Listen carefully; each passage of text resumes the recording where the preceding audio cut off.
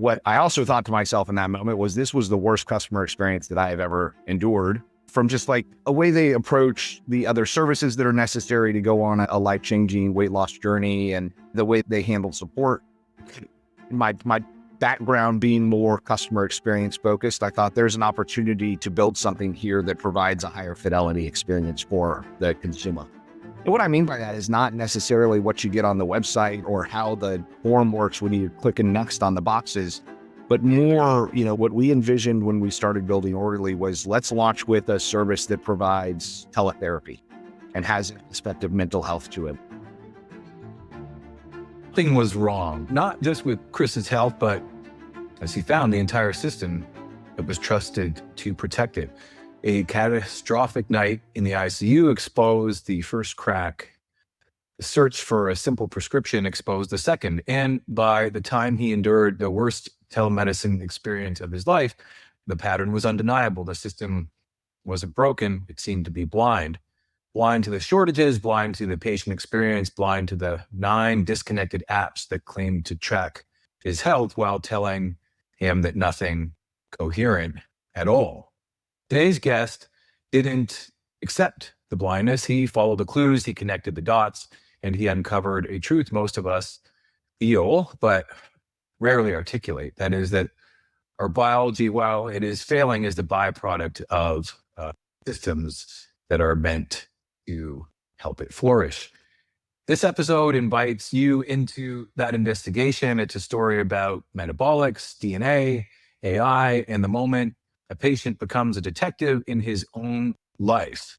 Let's dive in. Okay, Chris Spears is the founder and driving force behind OrderlyMeds, an emerging leader in human-centered medication management. With a background rooted in service, operational discipline, and a deep respect for the challenges people face when navigating complex health routines, Chris built OrderlyMeds to restore clarity, dignity, and empowerment to individuals and families. His approach blends systems thinking with genuine compassion, bringing elegant structure to one of the most overwhelming aspects of personal health, that is managing medication consistently and safely. So through OrderlyMeds, Chris is establishing a new standard for simplicity in health tooling, helping clients stay on track, reduce risks, and regain peace of mind. His mission to make medication management effortless and accessible, and his work reflects the belief that the right systems can restore stability and confidence in moments where life feels most chaotic. So Chris is committed to scaling this vision, and transforming how people manage their daily health. And so what a great honor it is to have you, Chris, on the DNA of Things. Welcome to the show today. Awesome. Jeremy, thanks for having me. That was an incredible bit of buzzword bingo that I've got in that bio there. So I appreciate you for reading it for me. Yeah, it's pretty cool. And I can't take credit for it, although I had built my LLM based on how I actually speak. And I do curate it carefully with the truth, which is based on our conversations and essentially what you post or other people have commented about you. I wouldn't call it exhaustive. It's digital. And so that's why this conversation is so important. It is, although we're, digital or virtual, if you will, it is still human to human. And you don't exactly what we might say today. And that's what makes it so fun. And I'll start by asking, a question that goes back to our first conversation, which to me was, piqued my interest and curiosity, and knew you were a great fit for a conversation. And, that is your own personal journey, right? You're not in this to make money first and foremost, although there's nothing wrong with, good economics, but you had a bit of a struggle and a turn yourself. And so I'd love to the extent that you would like, share that journey, and as much as your personal story that got you to that point. Yeah, absolutely. I won't go through the entirety of what landed me in the ICU, but in October of 2022, I ended up in the ICU. The doctor's yelling at me that he needs to transfuse 4, pints, and that my low light was on. It goes through that couple of days there, honestly, completely unrelated to weight, but coming out of that, my general practitioner said, Chris, we're going to put you on a prescription for Ozempic. And this would have been early 23, down here in Georgia, we've got Publix, wander in the Publix, see if I can get my prescription filled. The pharmacist lets me know that one, medication's been on short, not generally available with any regularity. My insurance wouldn't cover it, and it would be a pay event for me. So I left empty handed. And, the good news, I think we can all, identify with this. Facebook was doing its job, listening to every conversation that I've had, and start serving me ads for companies that were doing compounded GLP-1s via telemedicine visits. So I stared at those for a little bit and, got a lot of those ads, started to do a little bit of research on what that looked like, why that existed, how it existed. And then around August, I signed up for one of those sites and received the medication. It was life-changing. I mean, it was just the medication worked so well for me. I didn't have any of the side effects that are common, and it helped with the food noise, helped with get me, over a hurdle from a weight loss perspective. What I also thought to myself in that moment was this was the worst customer experience that I have ever endured, from just like a way they approach the other services that are necessary to go on a life-changing weight loss journey, and kind of the way they handle support. My background being more customer experience focused, I thought there's an opportunity to build something here that provides a higher fidelity experience for the consumer. And what I mean by that is not necessarily what you get on the website or how the form works when you're clicking next on the boxes, but more, what we envisioned when we started building Orderly was, let's launch with a service that provides teletherapy and has an aspect of mental health to it. Let's launch with a service that provides fitness professionals and has, programs that we can design specifically for our patient population. Let's work with nutritionists, design programs that align with kind of the GLP-1 journey that you're going to be on. And most importantly, let's build a supportive community where you can come ask any question about, the injections, how you feel, what you're eating, other products that you might be taking to support your journey. And 2 years ago, when we launched with that was not common, right? Now, I think that's kind of table stakes for what a lot of the companies are doing, but 2 years ago, it was very novel. So we spent about 2 months over the course of November and December building the first version of the OrderlyMeds.com website. We got that live and out there for January 1st. Thinking it's New Year's resolutions. This is going to go bananas. We're going to have an incredible month. And we got 17 people to sign up. And we thought, oh, good Lord, what have we done? We spent a lot of time and energy for 17 customers to sign up, in what should be the big time period, right? New Year's resolutions, weight loss. You think we'd go bananas. That's what got us here. And it was really I had to go through it myself. It didn't have the things that I thought were necessary to support a wellness journey. So we built one that did. So, okay, you were in the ICU in October 2022, had this transformational experience, and at what point did you start to see the results? Like you had the odyssey of trying to get. So how long was that odyssey?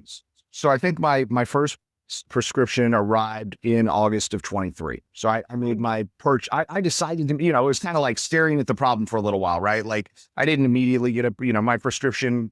By the time I made it into my general practitioner was, January, February, she likes me that prescription. The whole shortage conversation happens. Then I kind of stare at what's out there, doing my research to understand what compounding was and why telemedicine could exist in this category before making that decision. Once I made the decision to make a purchase, it was at my house within 3 or 4 days. So that would have been, mid-ish August, first package arrived, start taking the medication, and results were so fast. It was within 4 weeks, right? That I was just like, okay, I can fundamentally tell a difference in my eating patterns and habits and like just the amount of food that I needed to consume.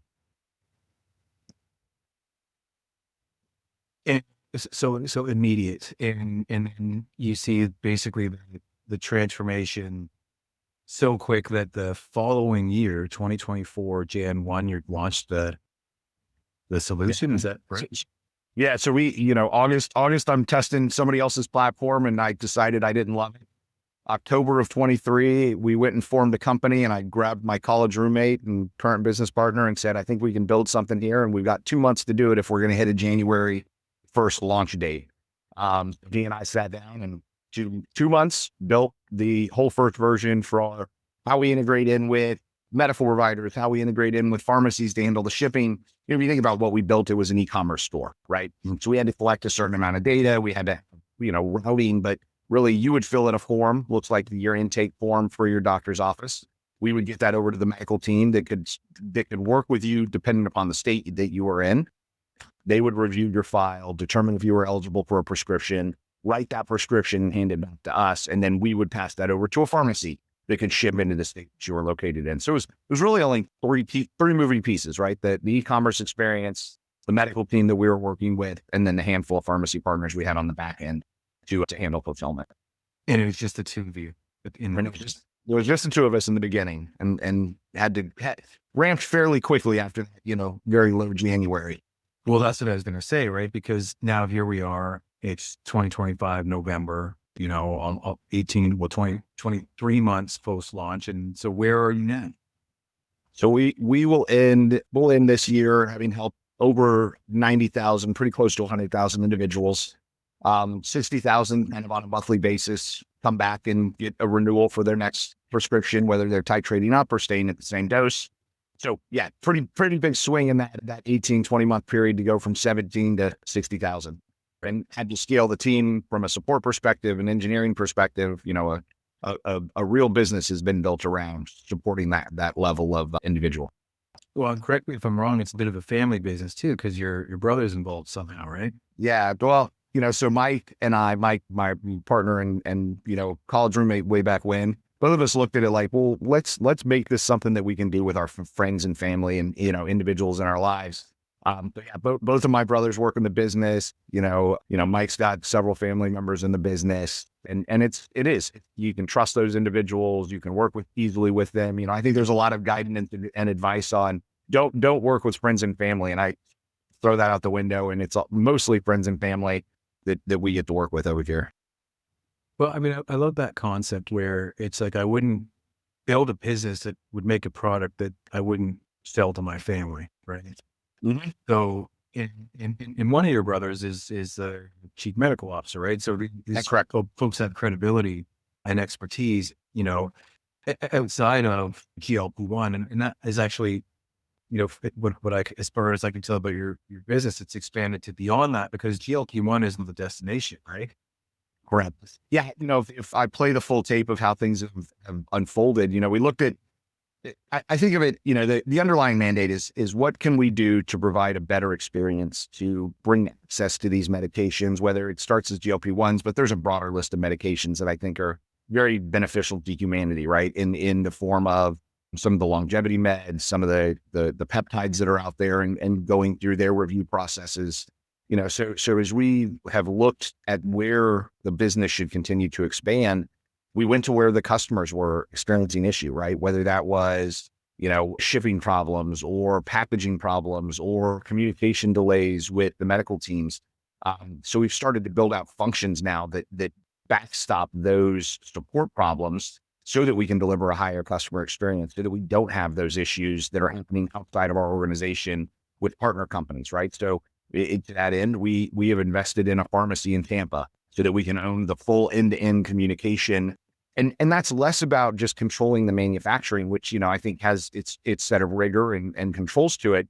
And it's more about controlling the technology system so that, Jeremy, with you as a patient, log into the patient portal, you should be able to pull a complete chain of custody on the certificate of analysis from where the API was sourced, where the vial was manufactured, which pharmacist, had their hands on it to do the QA before, what lab tested it before it shipped to you.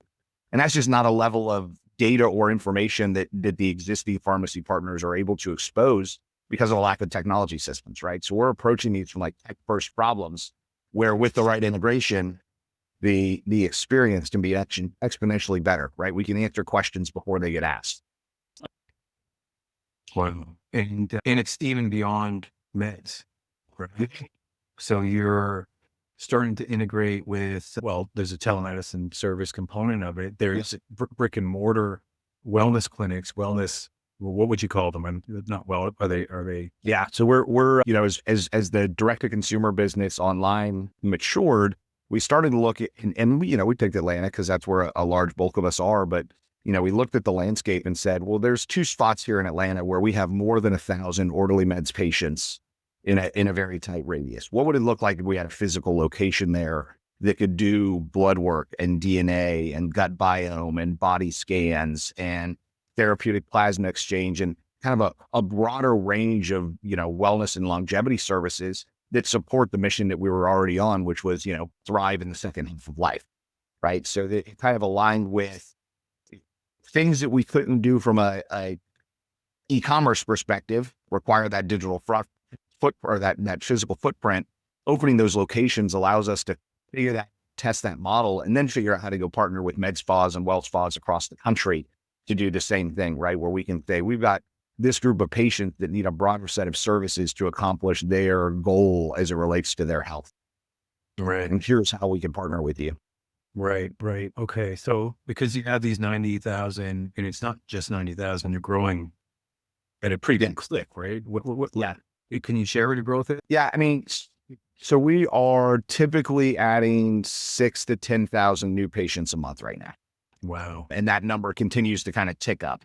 Okay. You know, I think we're still young enough business that we're watching the trends. You know, what kind of trends should we expect around Thanksgiving? Right? Is everybody thinking about it right now that I'm probably not going to start this kind of program right here at the holidays, right?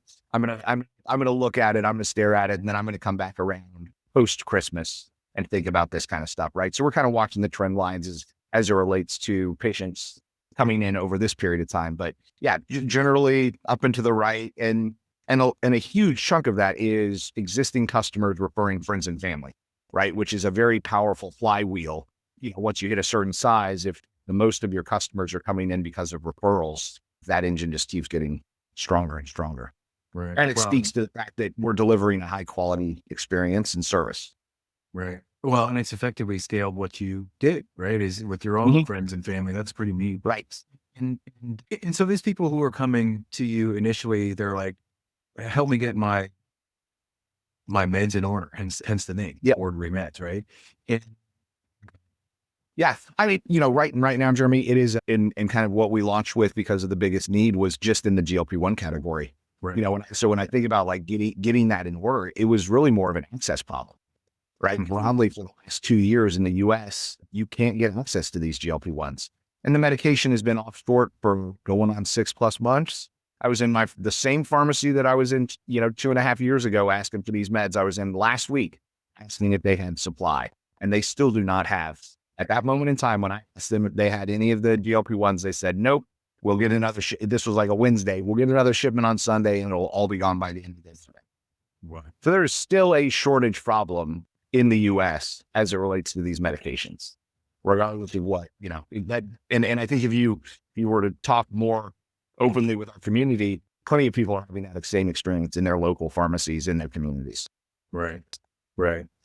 And so we spoke there for a moment on what GLP-1 is not the end game, right? So now you've got these, these clinics as a proof of concept, like brick and mortar place for people to have a human contact. You have the telemedicine, but again, you're building this technology, high tech to complement. It's funny because it's like you went high tech and then you're going high touch, and then it's high touch to complement. Then high tech to complement the high touch that you're building.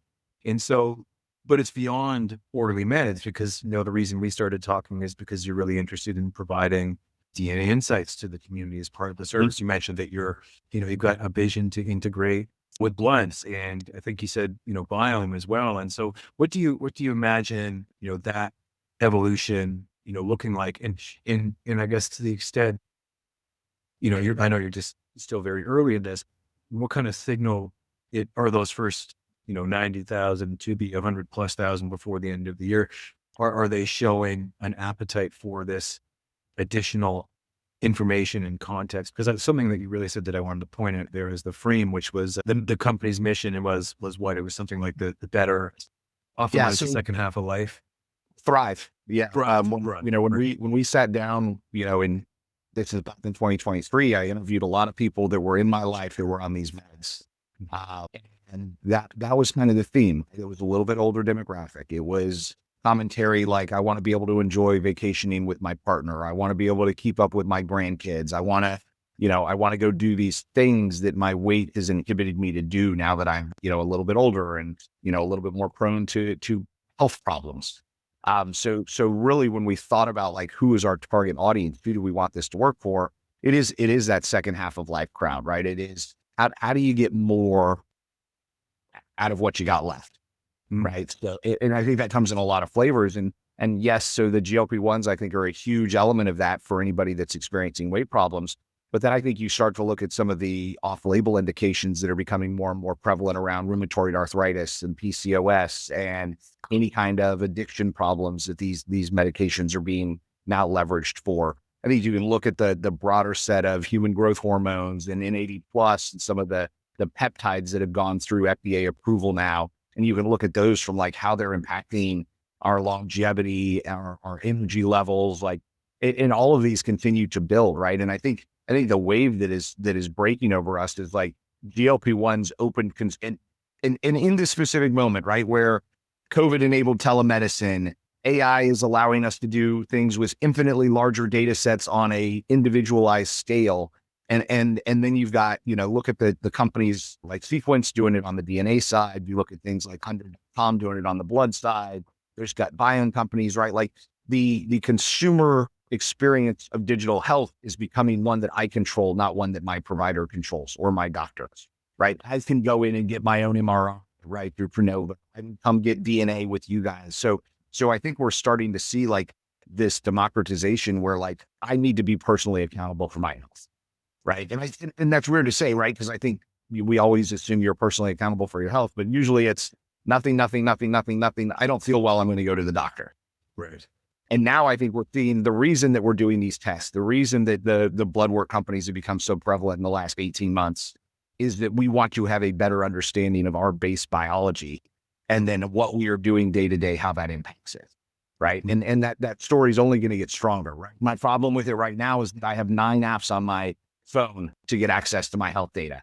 Right. I've got one for my Apple Watch. I've got one for my Aura Ring. I've got one for my Hume scale. I've got one for sequencing. I've got one for 100. I've got one for OrderlyMeds. Now we've just got a new kind of data skew problem, and we're going to have to figure out how we get all that back into one pile for that consumer so that they're not to try to piece together a story.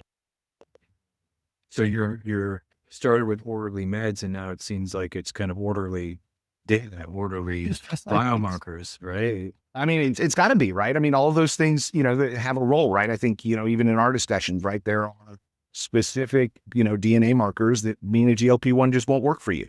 Right. So what's the better path? Do I do the big, DNA test and then determine if I have that marker? Do I just kind of jump forward with the being on a GLP-1 and hope I don't have that marker? And I think those are the kind of decisions that people are looking at how do they make them more intelligently now before they make a big investment in either a specific medication or a program.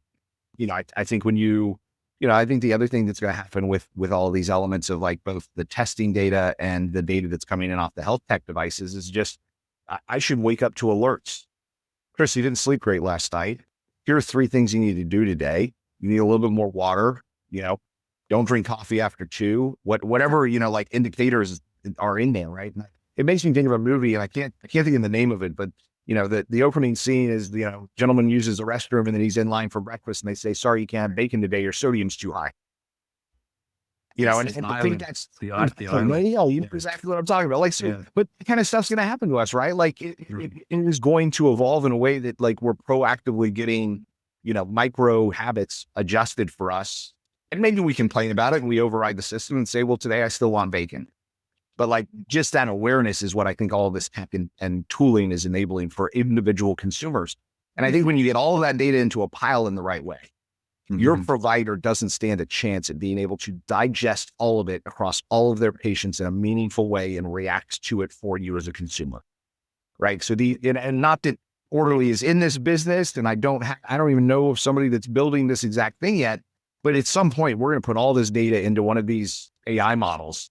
And it's going to be what's alerting us, right? It's not going to be making medical recommendations. It's going to say, this is something you should pay attention to. This is something you might reach out to your provider for. It's going to put an alert on your doctor's, dashboard when they start every morning and go, of your 1,000 patients, these 3 had some interesting data come in off of their health tech devices last night. You might want to look into it, right? So we've got to figure out how data, I think another big piece of our story, Jeremy, is like we're trying to figure out personalized medicine from a compounding perspective, right? So that your version of the meds are different than my version of the meds because of our biology, right? And I look at technology and the amount of data that we can collect as an enabler to having more individualized precision healthcare for each of us, right? It's not because I don't think you're ever going to scale enough human doctors to be able to do the in-depth analysis on Germany without that being a multi-$1,000 doctor visit. And that's just not accessible for most of the country.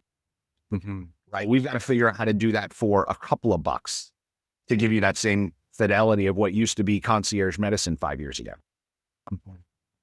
or within a reason. Mm-hmm. You know, just to pull on that, the thread of the island there, and I remember the premise of the movie correctly. I think it's something like this disconnected community of individuals who they're essentially clones of their owners being grown for the most optimal health.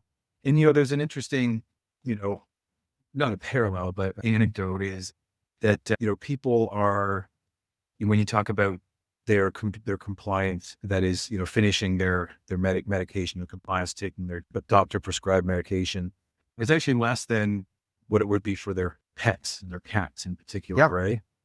And I think a lot of it, you know, might be, and now I'm only speaking personally, so it's totally biased. I'm like, well, doesn't doctor really understand me? This kind of seems like a generic recommendation, and I'm not really feeling the result. And because, you know, what you're describing is like all the data in one place, and you're mentioning now these LLMs, and then you're imagining them framed with, or wrapped with different knowledge graphs, which, I mean, that's just really a fancy way of, you know, constraining the system for specific outputs, and measurable and trackable, and something that you can actually celebrate, which have, I think, in the past been quite nebulous.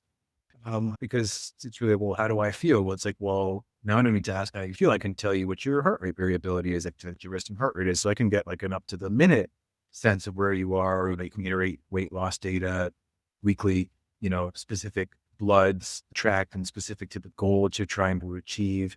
Those might be measured monthly, quarterly, yearly, depending on what you're trying to. And then, you know, at the center, you've got this DNA compass that kind of, you know, allows you to, you know, set the rudder in accordance with, again, the goal, and based on your unique predispositions. And the interesting thing here is, like, with respect to that anecdote that I gave you about more likely to give it to your cat, I think it just feels so overwhelming to be both patient and advocate.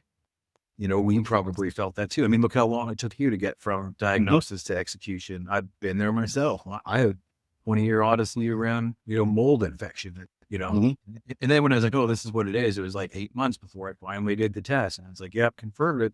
And so I think there is something there to be said for removing the barriers. I don't think that it's people think any less of themselves. It's just, there's a lot of barriers, you know. Mm-hmm. And so, I mean, having that kind of orderly meds, you know, advocate in a way is, I might be overreaching, and I don't want to put words in your mouth, but that's kind of what it feels like for me, at least. Like, here's your single source of truth. And then, you know, as we start to, you know, frame it with, again, a set of outputs that are specific to your goal, that create the emergent properties that are more than the sum of its parts, right? It's like, you know, I've been playing with this idea recently around this notion of emergent properties, right? So think of your insurance, right? In any insurance that you have, and, you know, particularly a property. Well, what's that statement? What's that claim? There's something like, you know, acts of God, right? Mm-hmm. Yeah. Well, what is that? Well, that's a hurricane. That's a flood. That's a thing that we don't expect.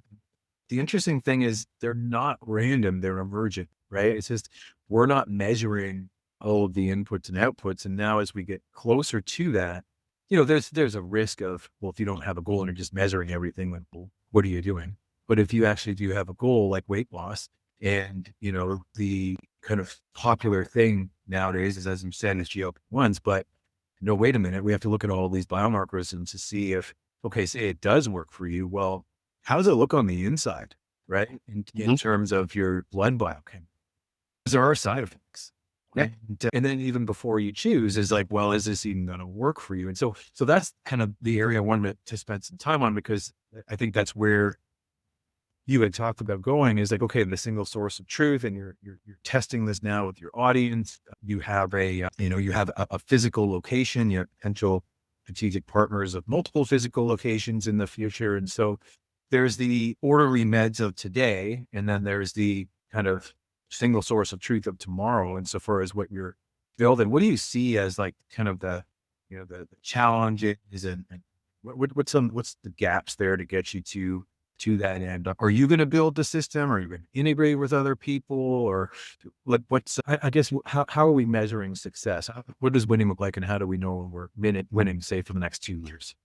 Yeah, it's a great question. I have a propensity a lot of times to say, well, we should, think about what we're doing from a pharmacist's perspective, right? Own it all so that you can control the experience. But I think the reality of this category is that, if you've gotten your, blood work done somewhere else, I don't need to force you to do it again, right? If you like, I think, and I know we're not going to solve this problem because we've had, kind of like the data interoperability in healthcare problem for 20 plus years with billions of dollars trying to be thrown at it. And we still haven't solved for that. Right. But what I do, I'm hopeful is that this next wave of digital health, right?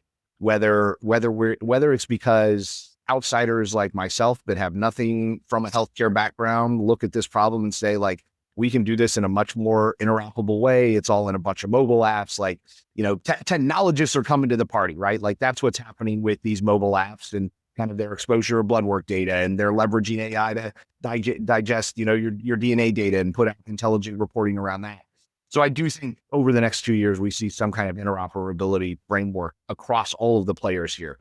Sequence, Orderly, other telemedicine companies, the Quest and LabCorps of the world are all going to have to provide the model so that we've got a little bit better control over getting our data into the apps that we want to get them into, right? Like if Orderly had the sync to ChatGPT button and you had the sync to ChatGPT button, I don't think that would be great for any of us because now we're giving all the power to ChatGPT, but there's got to be some version of that where, you can sync data between multiple apps on your device so that you can get to that higher level of fidelity without having to have one device or one company own all of the testing and then own all of the outcomes, right? It's easier for us to partner and work on those things than for us to go both build the exact same systems. That's not beneficial to the country, right? Like focus on your lane, stay in that area, partner where it makes sense so that two groups are advancing instead of, two groups are advancing two unique ideas quickly versus one group advancing two ideas, at half speed. So I think a lot about that. I think the other thing that you hit on, right, just from like a medical adherence, yeah, I mean, it's not fun, right? Like, and I think about whether that is pill form, injections, right? Like nobody wants to sit down every 3 hours and go, okay, I got 9 more pills to take to be, on my protocol, or I need to do 2 shots this morning or 3 tomorrow, and I don't think there's a great answer for that other than if you're dropping off, it's either because you're not seeing the result of what you expect that thing to be doing for you, or it's not the impact's not there, right? Like if I'm seeing the impact, right, I'm going to keep doing my thing, right? And this is kind of like the downfall of all of society, right? Is that we're so focused on the immediate goal, right? When I take my PPI 3 days in a row and I don't immediately not have heartburn anymore, I'm like, well, that's not working. I'm going to stop taking that. And then it's really kicking my butt a week later. And I'm like, oh, I should start taking that again because I feel like garbage. Right. And we do these, roller coaster rides on our medication that don't do our bodies any good. Yeah. Well, and the best example of that is diet and exercise.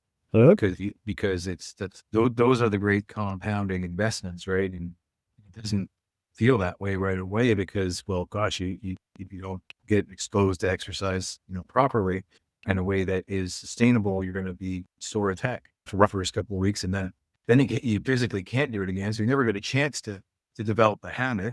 And then on the nutrition side, it's like, well, you're actually kind of, whatever your diet is, your system is perfect for that diet. So what I mean by that is all the enzymes are transcribed from your DNA and carb rich. It's like you got those out on salivary amylases, you got those amylases in general overexpressed and ready, and probably less so of the lipases, proteases. Want to like ketogenic diet or carnivore diet, that would be kind of flipped. And I'm not advocating any diet. I'm just saying that if you change it drastically, just like you implement like a really rigorous workout right away, it literally hurts because you're not used to digesting that food right away, and so, there's, but sometimes in something like the challenge of weight loss in general is it's not just a physical paradigm, it's just a physical pursuit. There's much more, to it than that. It could be psychological, there could be an emotional component, could be food accessibility, or there could be like, hey, this is actually working for me to achieve these other big goals that are prioritized. And so, Right. it's highly complex. But then in your case, you go to the ICU and you're like, hey, dude, you can't keep doing this. So like, we're going to disrupt the system in a compelling way. And so it seems that a lot of Americans are in that state. And then it's like, great. Now we've done the, the interruption, the state change. Maybe you're even feeling better. Maybe you're even motivated for the first time in your life, get results, and you're like, hey, like here's some easy things that we can start to kind of throw into the mix. I mean, the irony might actually be you come in to get your meds in order and you leave and you're not on any meds if you're tight. But the second half of your life, right? And you think about it, I mean, like this is a category of drugs that I have that create a very recognizable result. In most of the people that take them, and that's not a thing that I get with my blood pressure meds, right? Like I can't see that, right? Maybe I can feel it a little bit, but it's not a visual interaction. I think there's also an interesting thing that has happened here in the last couple of years with telemedicine that is, and I don't know the answer to this. It just thought popped into my head over our discussion. Like, what are the studies around adherence when it is pay versus insurance? Because I'm going to argue that if I just spent a couple $100 on something, I'm a lot more likely to make sure that I get it and I take it and I use it than if I put $20 down on it and it fits in a pill bottle on my counter, right? Like there's just a different investment there, right? And on the business side, it's like, yeah, there's, you'll pay a consultant to come in and tell you the same thing your team's been telling you, but you listen to the consultant because you paid that big chunk to go get them to come in and give you that knowledge, right? So I haven't seen that study, but I bet there is a higher adherence when you pay cash for these services than when when they're covered via insurance. Mm-hmm. It's also, and for better or worse, right? I think you can look at this and say like the consumer is driving their desire to be on these meds, which is different than when I'm sitting with my general practitioner and they're like, you should be on this because of your blood pressure. And I'm just telling, okay, you told me to do that. I guess I'll do it. Right. I think in this weight loss category, people are seeking that out. Right. So we've also got to think about what is the intention behind the medication that you're about to be on and what drove that. Right. It's kind of the adage of like, you can take the horse to water, but you can't force it to drink. Right. When I'm the one trying to seek out the water, I'm going to drink it. When my doctor says you need to drink water, I'm kind of like, oh, yes. You what? Yeah. Yeah. Yeah. So are you really, really thirsty for change? Right. Yeah. And so how has, I know we're just in the very early stages of discussion and so far as engaging people to take a deeper look, that is deeper look into their molecules, into their DNA. How do you imagine that unfolding in coming weeks, months, and probably years? Yeah.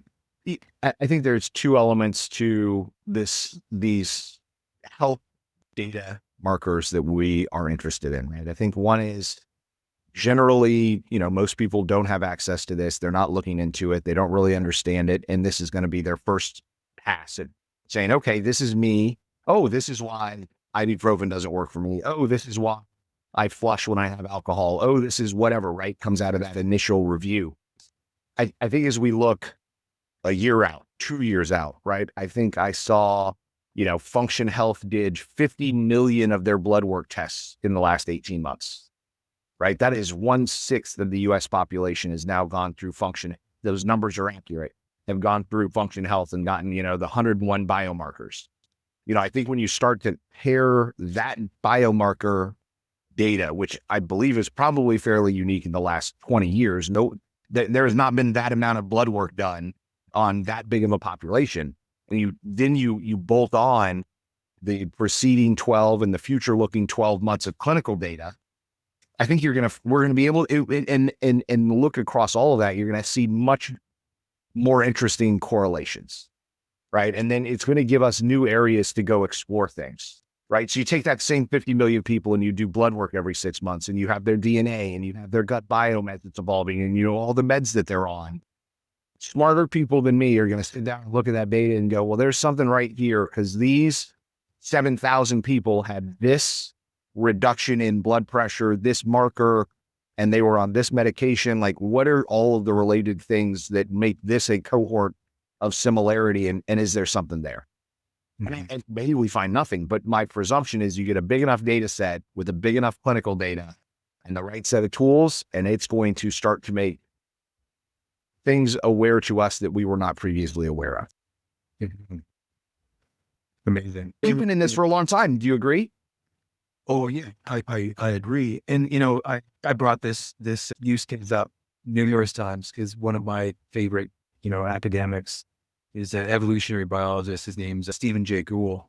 And he was diagnosed with a stomach cancer, and he's a researcher, so he started doing what he does, doing research. Obviously, he's not a clinician, but he knows how to ask questions. And what he discovered quite quickly was like, well, prognosis isn't good. It's like 2 to 3 years tops. And then he's like, well, wait a minute, like who are these people that are diagnosed? And like, were they male? Were they female? Like, how old were they? What was their socioeconomic status? Where in the world did they live?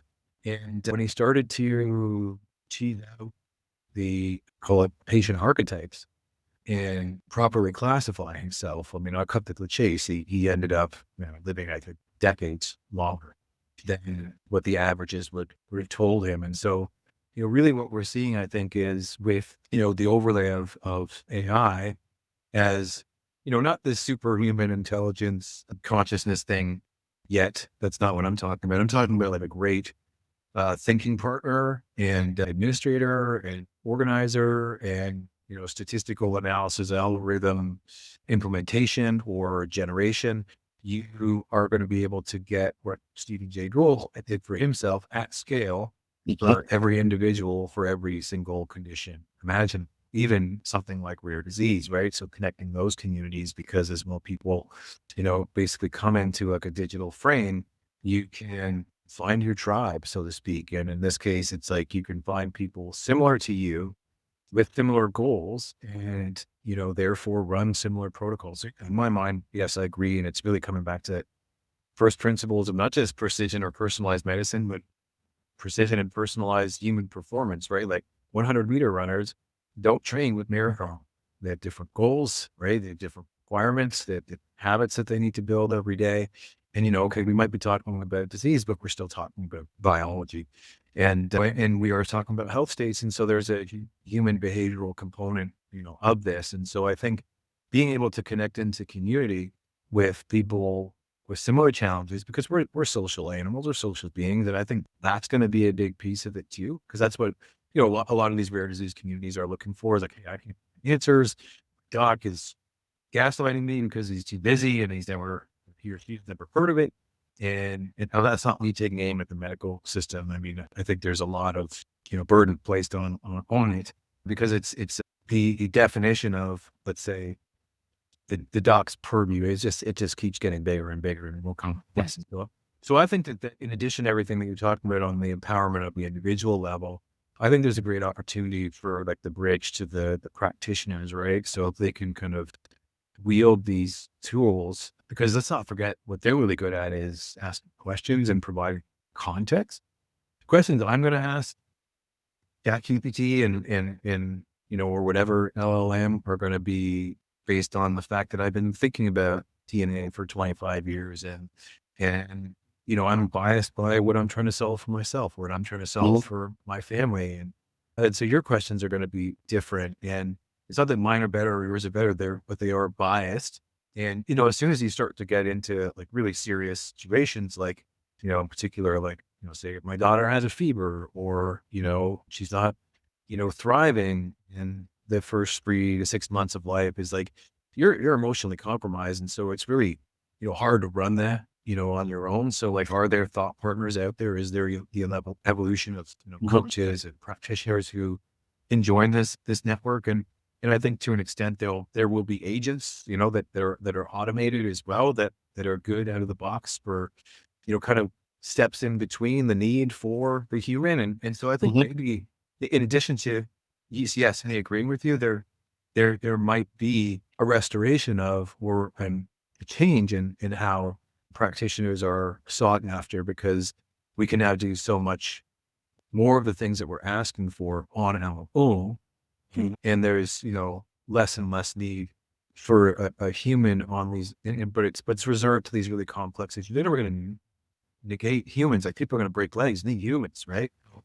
So yeah, but I do think that there is a really exciting moment that we're stepping into where there is agency that we can have over our lives and our health. And of course, everybody's different, right? Depending on all those things that we talk about, socioeconomic status, just the day in the life up. Do I even have time to think about this? And, education, what am I prioritizing? So I think there's that layer of, call it, the anthropology of the times and the culture of our times. And I think that's going to be an interesting lesson in Just parallel. even, yeah, just even think about like the body of work, right? Think about the things that we just run on this call, right? Like you could have a PhD just in understanding DNA, just in understanding gut biome, just in understanding the blood. So to take all of that testing and drop it on one provider and be like, tell me what's going on, then there's not a person that has that much knowledge of the human, problem set, right?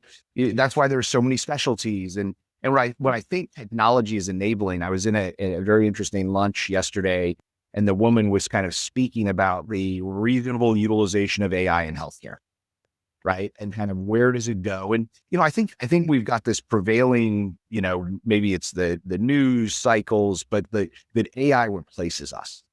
And I fundamentally disagree with that. Yeah. I use it every day, right? AI gets you 80%, and then you got to close the gap with a human that understands, how to apply that ingestion of knowledge or that output that it gave you, right? And I think, so I look at things like the provider decision tree. Can you codify that into an AI and have it probably walk through the same set of decisions that House would make if he was sitting there peppering a patient with questions? Probably. But you still need that instinct and the historical context of having done it for 20 to 30 years that you're not going to get out of any of the current models that exist, right? So I think we've got to understand how and where technology enables us to do better, but you still have to engage the human. You still have to someone that can take it to the last mile. Right. Well, and that's an interesting thing, not to go too far on a ledge here, but it does beg the question of, well, then what does it mean to be human? And are we spending more time, think about the next generation on the humanities, right? And that's interesting, because if you have everything taken care of, right, that you would outsource, that you could outsource, now what would you do, right? Mm-hmm. And I think, like, if we're free and if we, if we've kind of come up the chain of Maslow's higher order of needs, we're creatives, right? We're artists. Anyway, we shift our conversation too soon, too fast into the utopia. But I mean, I think there is a really freeing moment before us here where, some of these things that are quite burdensome can be relieved, so to speak. And so, yeah, so it's amazing. So I promised you at the beginning of our call, I was going to finish with 3 questions. I should preface that by saying I didn't start the next round of like 30 questions that I had for you, because I think we've 3 hours and I know you're busy. Though kind of honoring the limited time we have, there are 3 questions that I was going to ask you at the end. So number 1 is, what's the one thing that we've been really kind of dancing around here? Like, if this was your last podcast, like what's the key message? If this was the last song you're going to sing, like what would it be? And number 2 is like, who needs to hear that? And I like to like embody it into a person, if you can get there, but if not, at least like kind of a group that's going to be that kind of, first stone for the ripple effect. And then the third question is, who might she recommend as my next guest? Yeah, absolutely. I'm going to do the next guest because that's an easy one. I mentioned the company 100.com a couple of times. I think they're doing really interesting things in the blood work category, but Tyler Smith is their CEO. Super interesting individual, has made investments in a number of different healthcare companies, starting a number of different healthcare companies. I think he has a very unique set of opinions on how and what they're building. So I highly recommend Tyler. I think the last 2, I can't even lump them together, right? Who am I speaking to and what would I say to them? And I think actually, I got to break them up. I got to make that 2 different things. If this was my last podcast ever and I had to say something, it would be go out and connect with someone, right? Get out from behind the screen, and I think that kind of plays into what you were just saying, but I end up saying that a lot to my kids, right? And you've got a 2-year-old, I've got a 9, 13, and 14, and they would rather be on a screen than have a human interaction, right? And I think that is going to be long-term detrimental to their entire lives. Right. So if this was the last thing I would ever say, it was, gosh, I hope there's an apocalypse and none of us have technology and that we all go back to being humans. and interacting with each other again. Now, if the message, right, and my message, and I think about kind of orderly and in the context of business for the second question, and that idea of thriving in the second half of life, I think there's, if I look at the metrics on obesity in America, and I look at the metrics on the number of people that have been on or tried a GLP-1, and I realize that there are financial access problems that hold a number of people back, but if we look at there's 130-ish million obese Americans, less than 15% of those people have tried a GLP-1. There's 100 million people that are dealing with obesity, and it's solvable now. And for whatever reason, if it's a fear of compounding, if it's an access problem, like I think figuring that out, my personal journey of having lost the weight and the way that I feel and moves through the world is so much better. If you're sitting on the fence, if you've got a little bit of that fear that is preventing you from trying this because it's whatever reason, my spouse is not going to be okay with it. It's the easy button and I want to do it the hardest way possible. Like whatever the excuse is that you've got that is preventing you from trying this, go try it. Get to the other side, right? If any of those excuses are a problem, do it for 6 months, get into a better place, and then change your habits at the same time so that you're not on it forever, right? But being healthy is a lot more important than the ego of how you got to being healthy. Spoken now, it's spoken coming from the man who took that long path. Yeah, yeah. But even like you think, I'm not ashamed of it. Like I ended up on testosterone in my early 30s, right? When I went in and got my blood work done, I was putting up numbers of an 88-year-old man. I was sub 100 on my testosterone, right? And then, I had somebody approach me and they're like, I think there's an opportunity around testosterone to make people aware of it. And I was like, what are you talking about? Testosterone's everywhere. Every major company sells it. You can get it from a urologist. There's low T clinics everywhere. What do you think? And they said, well, do the research. And if you look at the research, 1 in 8 men that could be on testosterone are on testosterone. 1 in 8.